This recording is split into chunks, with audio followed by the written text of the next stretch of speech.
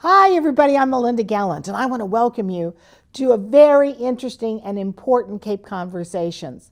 This isn't the run-of-the-mill Cape Conversations with a few laughs. It's about a very serious subject, and I want you to join me today to hear all about it. Come along, let's have another Cape Conversations.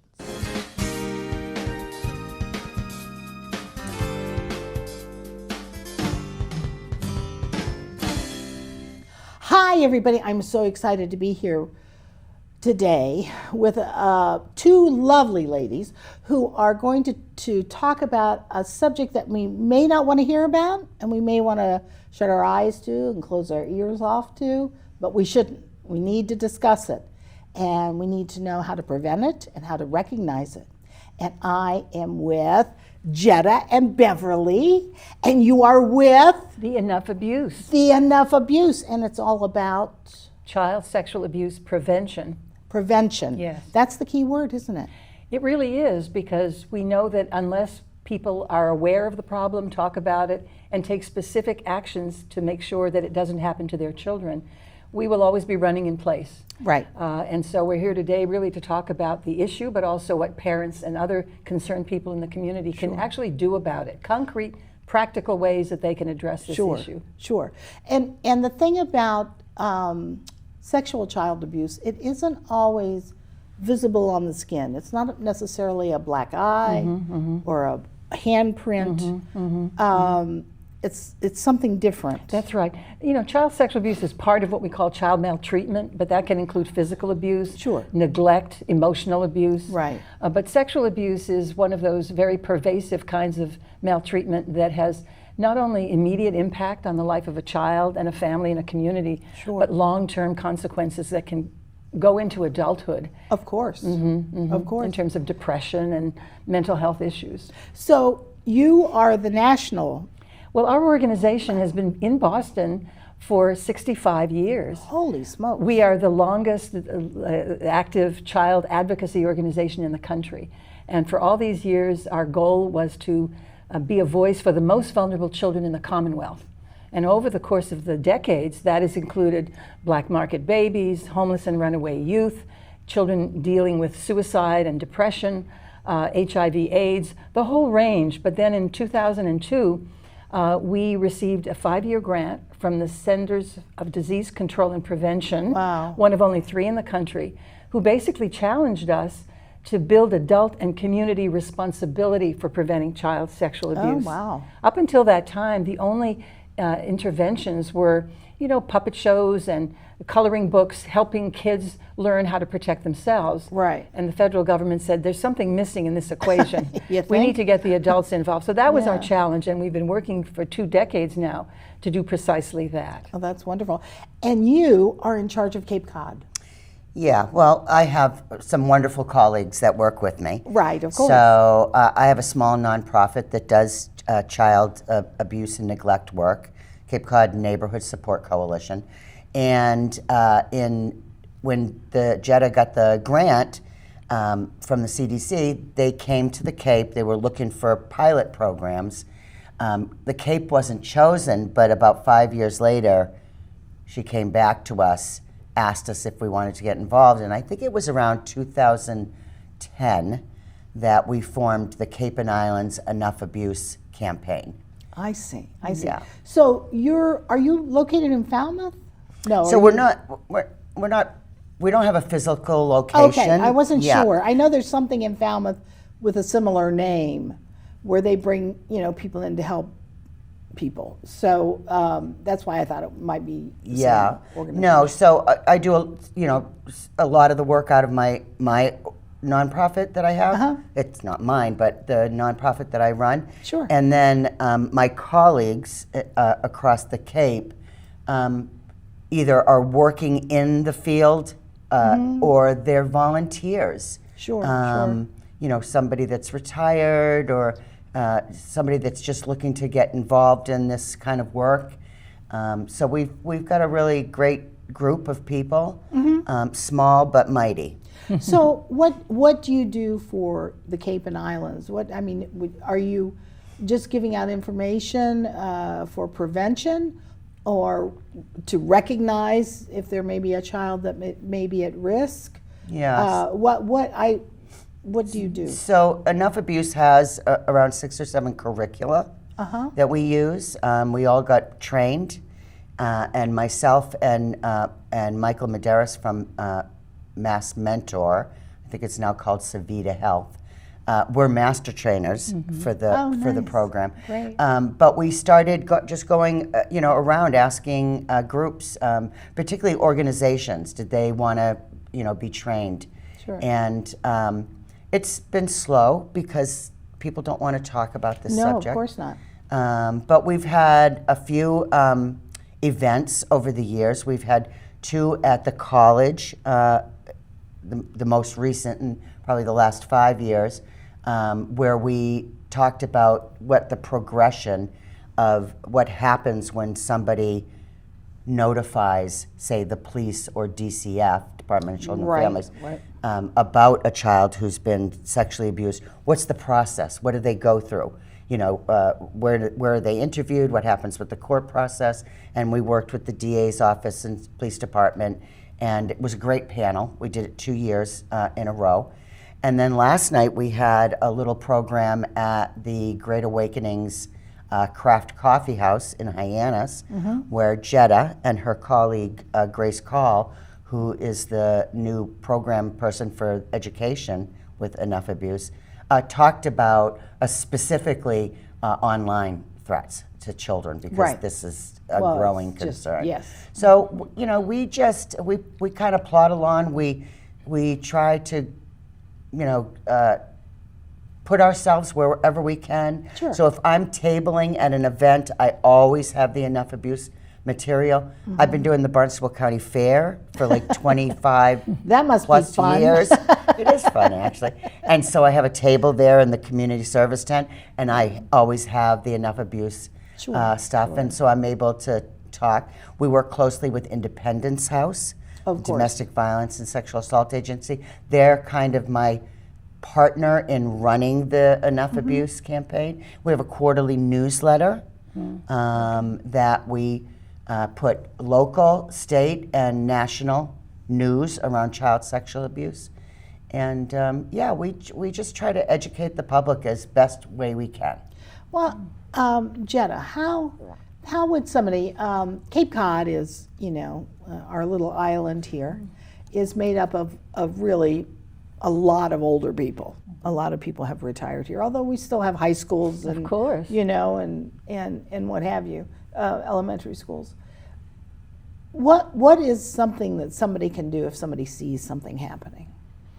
Well, first they have to understand that it exists, and that's always a problem. Because Is that right? Well, yes, because most people think that there's no one in their circle of acquaintances or in That their would do family or something. extended families that would ever do something. Right. So there's this sense of monsterizing those who abuse. They must look like they have 3 heads. I would certainly recognize them. But what we know is that sexual abuse occurs in every economic group, every cultural group, every ethnic group. We sadly hear cases about pediatricians sexually abusing children, upstanding members of the community abusing children, even counselors at camps, teachers. This is a big issue for us now in terms of the education system. Some of the more recent data tell us that, and this is based on the experiences of children themselves, Sure. that 1 out of 10 children report having had some kind of inappropriate sexual relationship with some adult in their school sometime between K through 12th grade. Really? Yes, and the 1 in 10 has now been researched, now it's 1 in 8. When I talk about sexual abuse, it's really a continuum. In other words, it's a series of inappropriate actions that can go all the way, certainly from rape and sexual intercourse, to talking to children about inappropriate sexual things, talking about It's beyond touching. It's beyond touching. So there are touching offenses and non-touching offenses. Sure. Showing pornographic images to children, for example, all of that. So but the point is that there are boundary crossings by the very adults whose roles are to protect children. Sure. And so here in Massachusetts and around the country, a number of laws have been passed to try to strengthen the capacity of schools and communities to really address this problem. And here in Massachusetts, we're really quite hopeful that in this current legislative session, we're going to see the passage of a package of bills that we have been pushing for several legislative sessions that have really not gone anywhere. But the momentum has grown, and now we have a bill, for example, that would require schools, public and private schools as well, to educate all of their staff, all of their students about these boundary violations and how they can be avoided. Every school would be asked to develop an abuse prevention policy, because training by itself is not enough. We can train, but there's always new people coming on board. We need to have policies in these institutions that will protect kids from, from one year to the next. So, how do we improve the screening of potential new hires? We think that if everyone has beyond a query check. Exactly right. I'm glad you mentioned that, because a lot of people who run these organizations believe that if someone has a clean query check, they're cool, they're clean. Not always the case. But we know now that in 80 to 90% of cases in schools where there's child molestation that's been confirmed, the person had a clean query check. Now, why is that? Because those who abuse our children this way, if they are true pedophiles, they pick those jobs so that they will have access to children. So that they can pick the child that seems to be mostly on the sidelines, the kid who doesn't have a father figure, the kid who doesn't have a lot of self-esteem. And then they give that child that special attention, and build that relationship, which eventually becomes sexual. So the bills that we have outstanding now would help to prevent that. And of course, you did mention earlier, Beverly, the online issues. This is something that is far beyond anything I've seen in my many decades of career. Well, let's face it, people didn't even have computers in their offices till the late 90s. That's most right. people. That's right. Most people didn't have one. Right. Or carry around telephones. Or carry around one in your pocket. Right, right. You know? So now we know there's, and not just in the US, but internationally, there is a major crisis in terms of online sexual exploitation. And again, we're told now that if you combine the typical kind of sexual abuse that we've come to learn is prevalent with the online, we're now talking about 1 in 5 children are exposed to some kind of inappropriate sexual contact by an adult in their lives. Well, it has always worried, speaking of online. Yes. I have 6 grandsons. And they're all grown up now. The last one is a sophomore in college, and one is out of college and working, and as I always like to say, makes more money than I could ever make, which good for him, right? And the others are in between all those stages. But they all do online gaming. Oh, yes. And they have since they were in high school. I mean, it started when they were really probably 7th, 8th grade. They, where you'd build I don't even know what it's called. It's something where you build things. And I would ask them, well, who are you doing this with? Oh, I'm doing it with this guy. What guy? Yes. And of course, their poor parents, I would always question them saying, good for you. Well, it's not good for me. It's just, have you ever thought, and then they would say, oh, no, it's not a guy. It's not just a guy. It's the brother of their friend who, Okay. doesn't mean that that's better either, but Yes. needless to say. Yes. But I think, to me, I don't know how parents get your arms around that, because they could be gaming with somebody in London.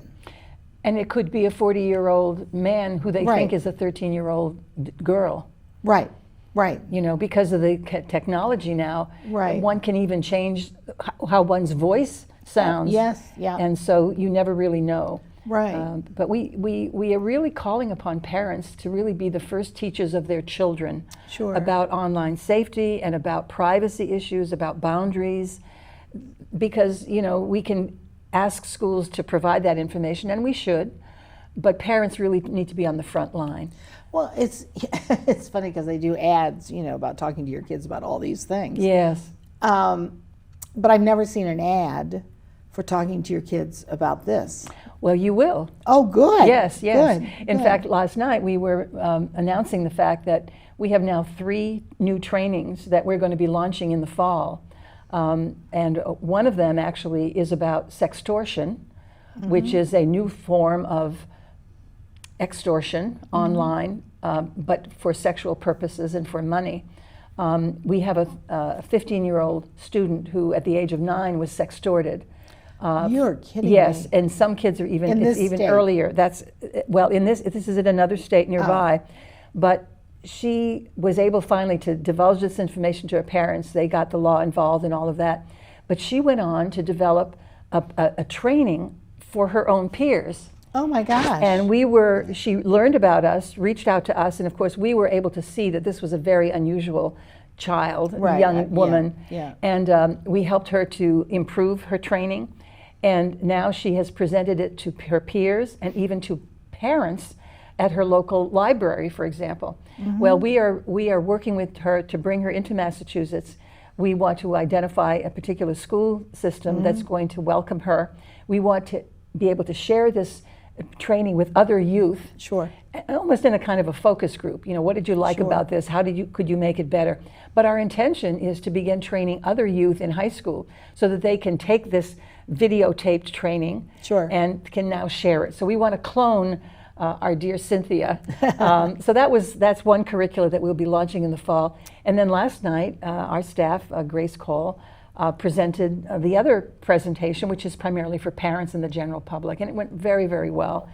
And then the last thing that I want to talk about, which is quite disturbing, is a new phenomenon which the FBI refers to it as nihilistic violent extremist groups, which is a mouthful. Basically, there are individuals out there, they think maybe 20 or 30,000 across the world, who are really just intent on creating chaos. Yes. They have We're a very living in chaos, They have a very dark view of the world, and so they start to reach out to kids, particularly on the gaming platforms, which you Sure. mentioned, and basically say to the kids, if you want to really be in part of our community, you have to gain some points.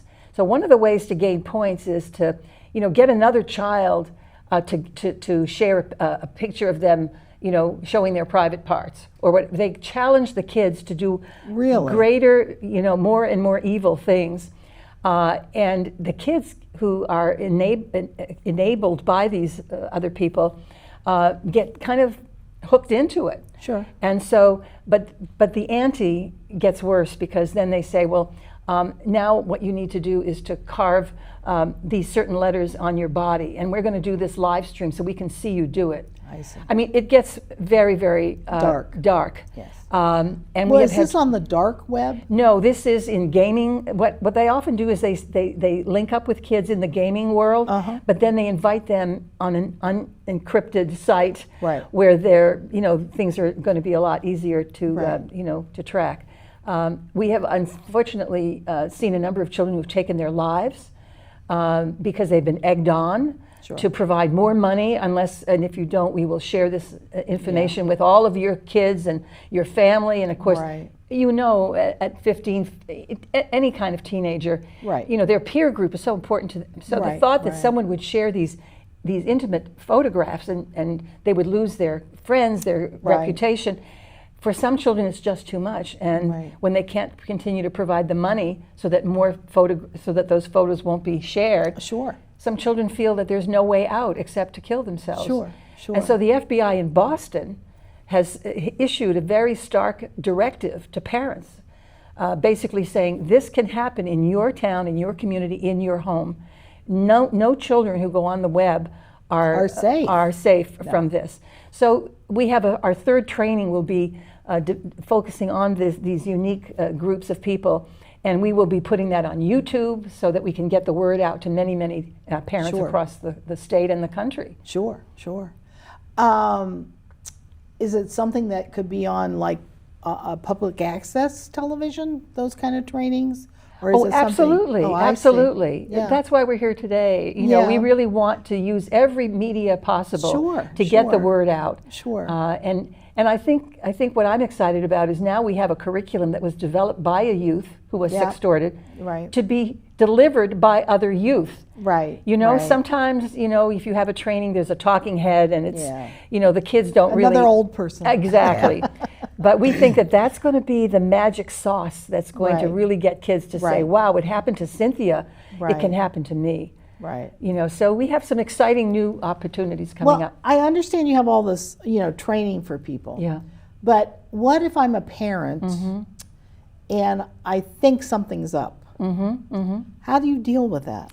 Well, if you believe that your child has been exposed to some kind of sexually inappropriate behavior, Right. whether it's in school or whatever, we have a very robust website, enoughabuse.org, and we have a whole section for parents on how do you identify that this might be going Right. on. What do you do? Clearly, we've been promoting a book which all of your viewers, I hope, will go and find and download. It's called Straight Talk, a prevention guide for parents, and it's very, very clear. These are the words you can use when you're talking to a 6-year-old. Right. What are the key things they need to learn? You know, about their own body. You know, no one should be able to touch you in ways that Right. make you uncomfortable. You should not touch another child in a way that might make them uncomfortable, Right. because there is this peer-to-peer sexual abuse Sure. that is now happening as well. Sure. And we talk to little kids. You know, there's a difference between surprises and secrets. Yes. You know, if someone asks you to keep a secret, Yes. there's a lot of detail. So we encourage them to go Sure. there and Sure. get that data. And do you take advantage of all this? Oh, Beverly? absolutely. Absolutely. Yes. And, you know, we could do, say, a mock training and film it and give it to you to distribute. Sandwich Enterprise, I think, there's something called the 10 tips Oh, yes. for parents. Yes. And they have actually put the tips in the newspaper. Nice. One at a time. Wonderful. I believe they're They're currently doing it again. That's right. Thanks to one of our volunteers. And so yes, we use all of the Enough Abuse materials. Sure.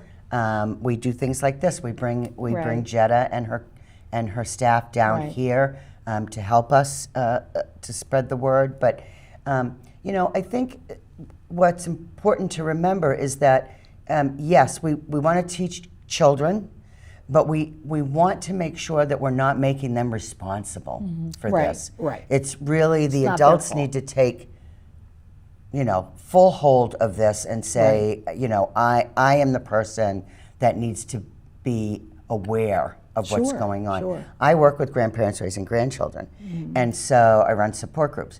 And so, you know, I've talked with them about how important it And is my to. goodness, there are a lot of them Yeah. here on Cape Cod Yes. that nobody knows about. Yes. We don't Oh, talk about it, absolutely. but there are Yep, lots yep. and lots of them. Yes, yes. And so if somebody's, you know, questioning, I would definitely say go to the website, but they could also email me at my work. Sure, sure. And I would answer any questions that I could answer, and what I couldn't answer, I would direct them. So we have a child advocacy center here on Cape Cod, Children's Cove. Of course. Yes, Of course, in and so- Yarmouth, right? and West s- Yarmouth. And then we also have Independence House, Yes. which is sexual abuse. Right. So both of those organizations, Department of Children and Families, they can call the hotline and say, I just want to ask you some questions. You don't need to give specifics. Right. And they can say, is this something that you would investigate? And the person on the other end would say, yes, we would investigate, or no, that's not, you know, that's not enough information. So you know, we're just trying to, we want to create an environment that doesn't support sexual abuse, period. Sure. That Right. somebody who's a sexual abuser of children doesn't feel comfortable living here, doesn't feel comfortable working here, and will say, hey, these people know too much.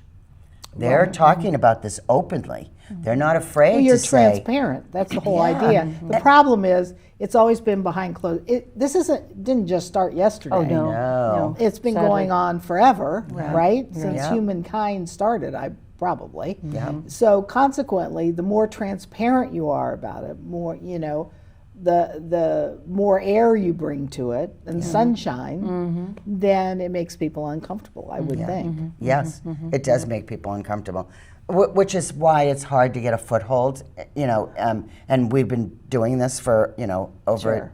a decade. Yeah. On the Cape, but we keep doing it because we know it's important, and so, you know, we might not make as much progress as we'd like, but we know that at some point the dam is going to break, and we will be able to take advantage of that. Sure. Another important element, I think, that's happened over the past few years is that survivors of childhood sexual abuse are now feeling comfortable, many of them, to come forward and tell their stories. Sure. And that allows others to do the same. Yes. And so, in fact, there is an international movement now. It's called Brave Movement, and it is funded by a very well-endowed Oak Foundation, which is in Europe. And there are now efforts all around the world to bring survivors together to take action. Sure. You know, a lot of survivors, once they go through that healing process, the most important thing in the world to them is this should never happen to another child. Right. And so they get motivated to take action, and we Right. want to support that action. Right. You know, so that's another. It's a very dark issue, but we wake up in the morning not feeling down and depressed. We feel hopeful. No, you're helping. We feel hopeful. We know Yeah. that this is not rocket science, right? It's all about Yeah. talking about it, getting people to see that there are solutions, Sure. giving them the knowledge to take hold and take action. Sure. Yeah, absolutely. And Jetta, how long have you been doing this? Well, my whole life really, I'm a psychologist by training, but okay. I early on understood the impact of working for systems change, working for laws that would protect a lot of children, Sure. working in communities, not just one-on-one in a clinical setting, but rather to help people. Sure. And I think that became a kind of my modus operandi. So I've been a child advocate, really. It's not a job for me, it's really my life's work. So I've been doing this for many decades. Oh my goodness. Yes. And you came into it because of Jetta, or because you stumbled upon this organization? I know you said in the beginning you. A little bit of both. So That's how we find things, isn't Yes, it? yes. the organization that I run, Cape Cod Neighborhood Support Coalition, Right. its mission is to prevent child abuse and neglect in all forms. Oh, okay. It's one of 22 community connection my coalitions across the state. Yeah. It's federal money that gets brought through the state, and each community that these community connection coalitions are in do things a little bit differently. And because Jetta had come here originally wanting to make us one of the pilot sites, and although we weren't, it stayed in my mind as long as it did with some of my colleagues. And when we had the opportunity to resurrect it and bring it to the Cape, it just felt like a natural fit for my organization. Sure. And so, so that's why I'm doing it. Well, you know, it's admirable, obviously. What I guess is, to me, it would be the challenge is, once again, bringing the light to it and getting people to admit that it actually happens. Because not in my family, not in your family, not, you know what I'm saying? I'm sure there's a lot of that. It's always somebody else. It's those always somebody people else. over there. And you know, I'm a terrible person sometimes. And you know, you'll see somebody on TV and it's a mugshot and you go, yeah, well, he does look like a child abuser. Yeah. You know, but you don't know who they are. No, They don't. no. They aren't always the people that you are a suspect. Right. Most often they are not what you expect Right. them to That's be. right. And unfortunately, sometimes they're parents, they're siblings, you just don't know. So what you need are the tools to recognize it. Am I correct? You know, what we often find is that once someone is identified as having sexually abused a child, then you start asking people, you know, and they'll say, you know, I had that funny feeling. There was something weird. There was something that I just didn't feel comfortable with. I don't know what it was. You know, he was a favorite teacher at school, or he was an upstanding member of our business community. Yeah. But I always felt, and so, but everyone will also say, but he was so nice. And what we say is niceness is a choice. It's Right. not a personality trait. Right. You know, public appearance does not identify private behavior. Right. You never really, really know. Right. Yeah. Right. The other thing too is that we have to be careful about how we're bringing our children up. You know, we make up names for body parts, right? We don't call them what they really are. And True. the people who sexually abuse children also make up names. Yeah. And so your child could be talking about something and you think it's just nonsense. but it's really something they're, else. They're talking about something else. And child abusers they don't just like dive in, they groom. Yeah, They bring this child into their circle. They're, trying to gain their trust, and so they're trying to talk their language. And so, being aware that it's not shameful to say our natural body parts. No. And that we should certainly. be using those to talk to our children, so Right. that slang isn't something Right. that gets perpetuated, Right. where a child sexual abuser could also pick up on that language. Right. In fact, one of the most frequently sought flyers on our website is, how do you talk to children about real private body parts? Right. You're the adult in the room. We don't. Well, it's parents are always uncomfortable. It's like the birds and the bees talk. Right. It's the same thing. But if you're bathing a 4-year-old in the bathtub and you can play a body game and say, okay, Right. show me your knee, show me Right. your nose, show me your private parts, and you can start naming all of these things. Right. Who's going to be embarrassed Right. the cameras are not on like they are here now today Right, in the right, bathroom. Parents right. don't have any reason to feel uncomfortable. Right, So, right. but parents are beginning, the newer generations are beginning to tell us, and I've done a number of these cases where you'll say, were private parts or sexual abuse, sexuality talked about in your home? And you'll have a whole group of people on one side of the room saying, no, we never talked about it. That's true. And then you have a few that say, oh yeah, in our Right. family, we just talked about it because it was natural. Right. But now you can see that they don't feel the same way. They want to be able to talk to Sure, their kids. sure. Because it's a way to protect them. Yeah, it normalizes that, you are a human being, you're a sexual being. You have these Right. body parts, and we have real names for them. Medical, Yes. medical Not- names. medical names. Well, they are. They're clinical. That's That's right. right. That's right. So if I wanted to get in touch, let's say with you, Beverly, and get information or have somebody come talk, is there a way I do that? Do you have Yeah. and do you have a special website for I, this? I have a website for my specific organization, capecoalition.com, and it's not a very robust website, I have to say, but they can go on the Enough Abuse.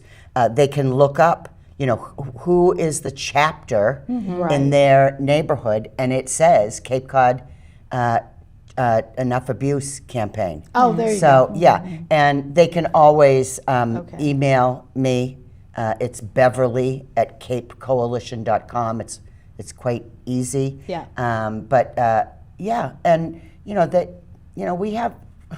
we have this thing called the internet, and you can Google me. Right. You can Google Enough Abuse. Right, If you of can't course. remember the names of things, you can always Google it, and it's gonna pop up. pop up. Yeah. Right. And likewise, people can contact me at Jetta, Jetta, like the Volkswagen. Like the Volkswagen. Although, as I said, I had the name first as a baby. But Jetta at enoughabuse.org, because we are the organization. Right. Yes, right. and we will respond. We had last year, we're projecting that by the end of this year, we will have 1.2 million unique visitors to our website. Wow. And that is a huge increase over the past 2 or 3 years. So Sure. our name is getting out there. People are recognizing they can come to us for training, to learn about how to establish bills and laws in their state to deal with child Sure. sexual abuse. Sure. Yeah.